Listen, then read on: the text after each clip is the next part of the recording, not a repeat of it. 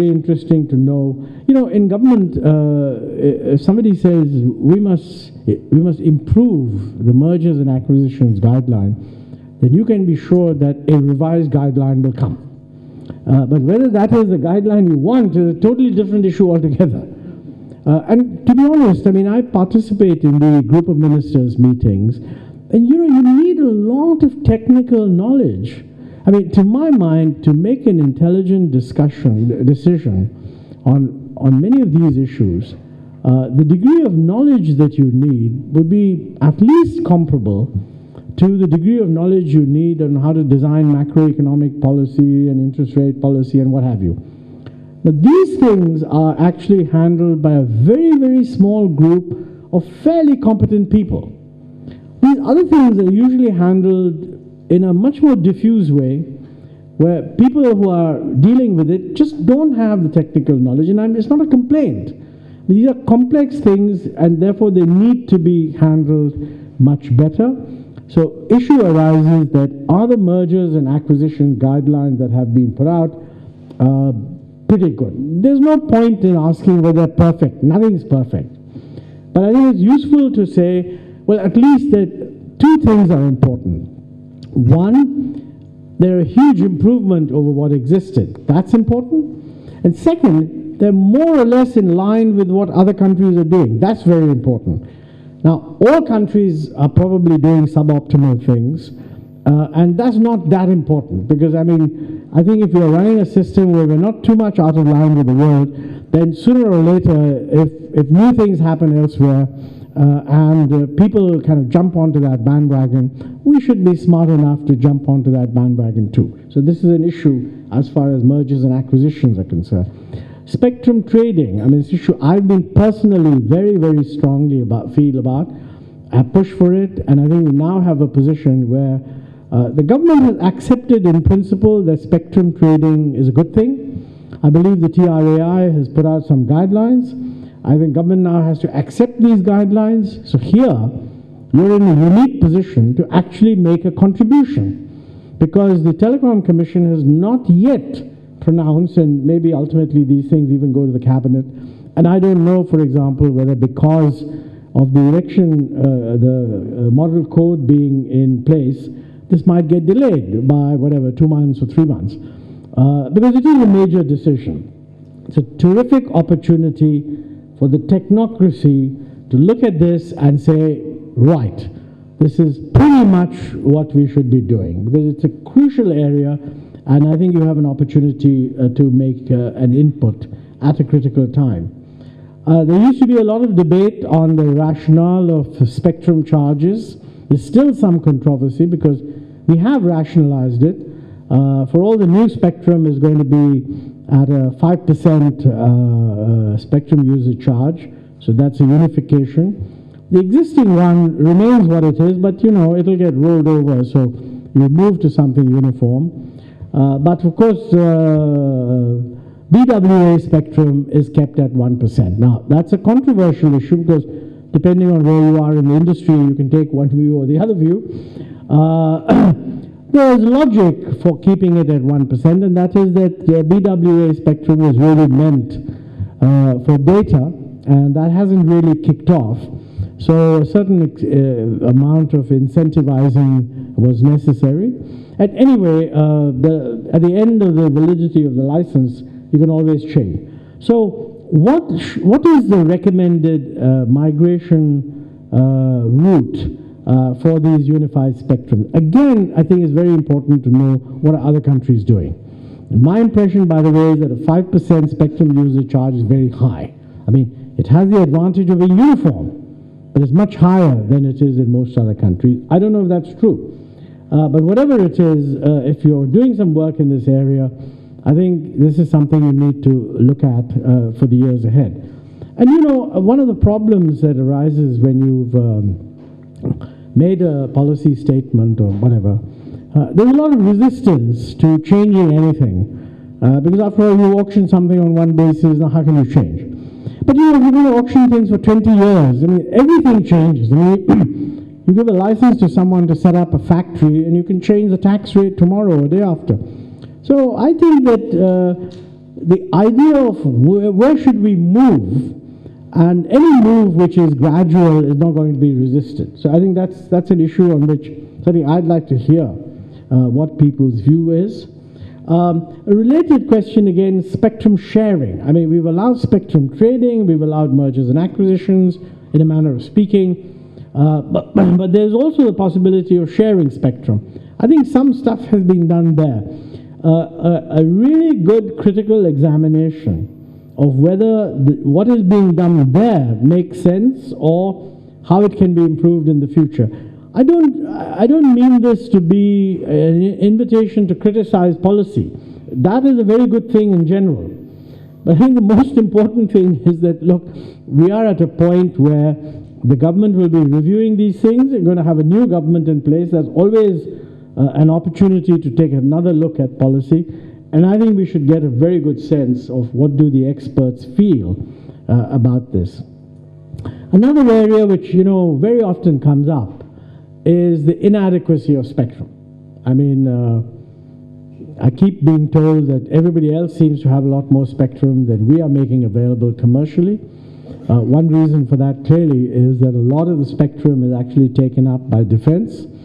There is an agreement that we will be funding an OFC net, a dedicated kind of network for defense, which would enable them to release a lot of spectrum. So again, is what is being planned there the way it should be done? Do you have any suggestions on how one might move further in order to take care of this question that we don't seem to have enough spectrum available for commercial use?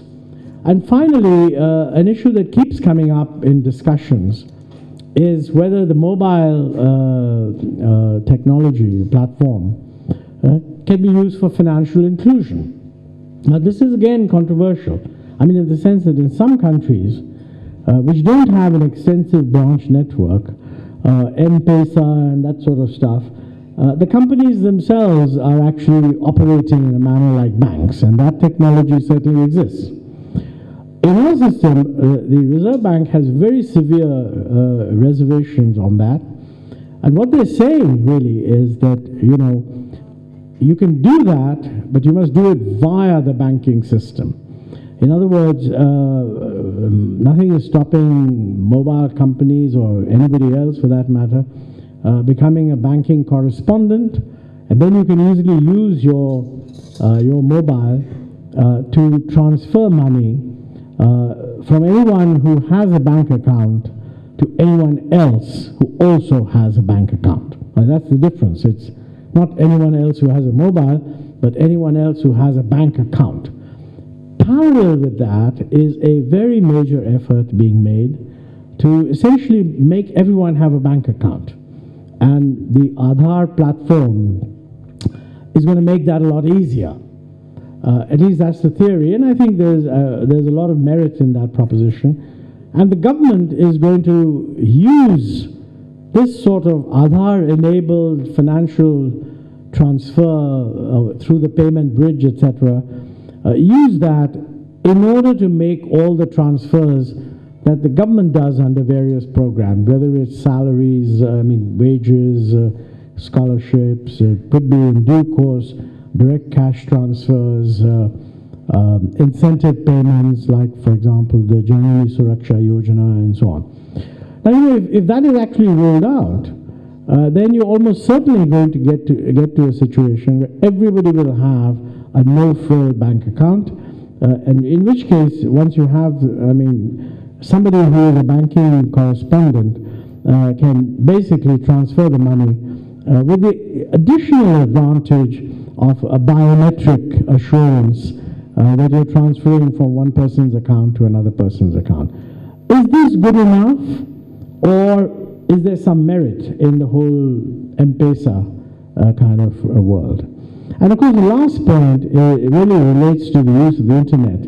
I mean, whether it's on health or education, e-commerce, are there restrictions which somehow are going to prevent us from leveraging this enormous possibility? I've not seen work done on that. You know, there are huge numbers of problems. Maybe one of the problems, for example, is that, you know, if you're going to consult a doctor over the internet, what is his liability? Most doctors be quite happy to chit-chat, but it's quite a different matter if you're making a prescription, giving a prescription for which you could be held liable. So are there problems there, and have those been adequately solved? Similarly, when it comes to lecturing, you know, if you're running an educational system where there's a huge premium to actually answer a question exactly the way your teacher has taught you to answer it, you will have no incentive whatsoever to go to Harvard or MIT website and, you know, listen to a lecture on the same subject by someone else. On the other hand, if the educational system tests you for knowledge, I mean, most people will use the internet hugely.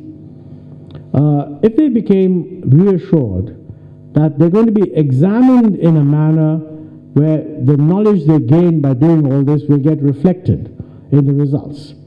If, on the other hand, is not going to be reflected, then they're just going to take notes and regurgitate them. So I think we need to work this out. I mean, obviously there'll always be a demand for very high-end PhD students and that kind of thing. But very often people give the impression that undergraduate teaching can also be done in this way. I think that's very closely connected with the way syllabus is organized, with the way teaching and marking and all of those kinds of things are done. So, I mean, these are just some of the issues which come up, and I compliment Rajat and the ICRIER team for bringing together such a knowledgeable and a distinguished group of experts deliberating for a whole day. And I feel the biggest contribution I can make at this point is to thank you all for doing it and not hold you up from the drink and dinner which you're all anxiously awaiting. But thank you for inviting me, and thanks for organizing. And we're certainly, until the end of May, we will be very keen recipients of whatever inputs you want to give, and we'll put it into the processing line so that it can get reflected in the midterm appraisal. Thank you.